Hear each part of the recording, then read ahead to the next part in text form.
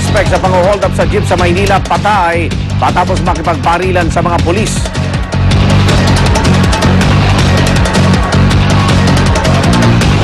Sa Tabaco, Albay, 2 taong gulang na batang lalaki patay matapos umanong malason sa kinaing kamoting kahoy.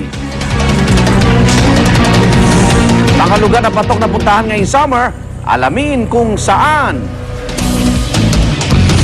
At sa unang chika, mga kababayan ni Jessica Sanchez sa Bataan, ano kaya masasabi sa tinanggap na puna ng Filipina-Mexican mula sa mga judge ng American Idol?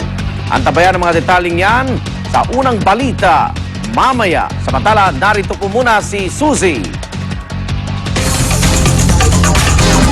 Salamat, Igad. Mga kapuso, tuwing sumasapit at pag-init, maraming iba't ibang sakit sa balat ang nagsusulputan, tulad na labang ng bungang araw. Maging ang Department of Health nagbabala na rin sa pagkalat ng sakit na ito.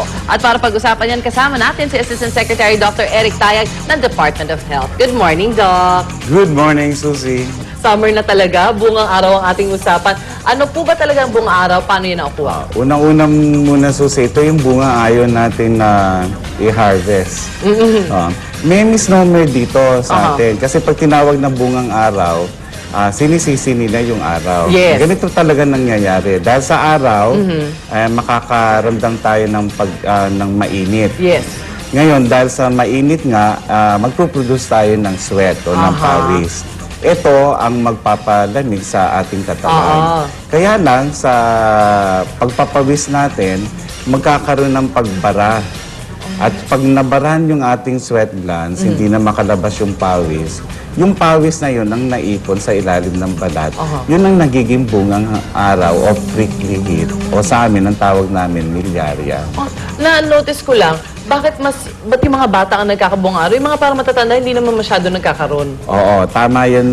Lahat, actually, pwede magkaroon ng bungang araw. Ang mga bata, sapagkat marami sa kanila at halos lahat ng bata ay hindi pa masyadong develop yung sweat glands. Okay. So, madali siyang ma-block. Alright. So, at ang senyales ng pagkakaroon ng heat stroke o kaya heat exhaustion, pwede kayong magsuspecha, lalo na kung talagang nagpapawis kayo ng nagpapawis at biglang mahihinto yung pawis sapagkat kailangan malaman ng mga manonood o sumusubaybay sa atin na pag sa tindi ng pawis, you can easily lose up to 3 liters per hour.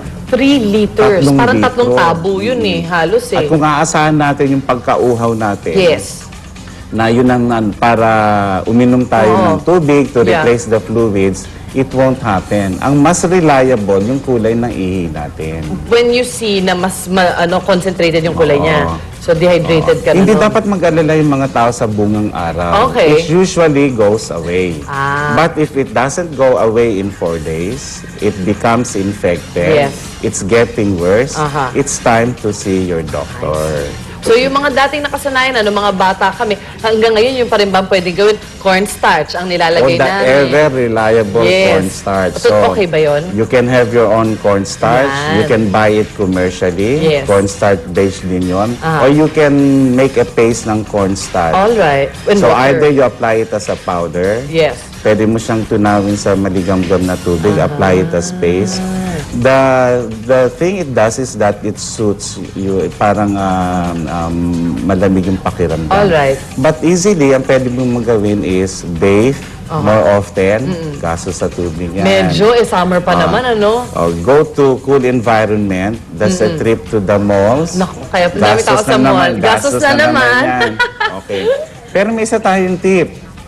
Di ba marami tayong pakwan ngayon? Yes. Kainin mo yung laman. May matitira doon yung sa balat, yung pinaka-rind. Pwede mong Ikuskus. Pampalamig nga naman.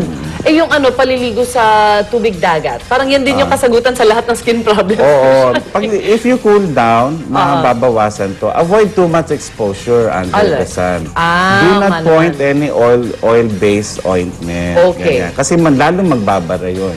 yung cornstarch, hindi yan magbabara pag nilagyan mo. Hindi. Ah, hindi. Siya. Ayan, any other tips para dun sa mga mommies natin dyan para maiwasan? Kasi sabi ko nga kay Doc tayo kanina, parang naalala o pa yung feeling na mahapdi kasi yun eh, yung merong bungang araw. When you keep touching it and you have dirty hands, bungang araw plus dirty hands, infection. Okay. Okay. Don't worry, it will go away. Parang, ibig sabihin nun, nandito na ang summer, enjoy it. And always, make sure na yung hygiene ninyo, di ba, part of it. At saka, syempre, to use yung the usual pa rin na cornstarch available naman sa atin. Thank you so much, Doc Taig. Maraming Thank you. salamat po sa inyo.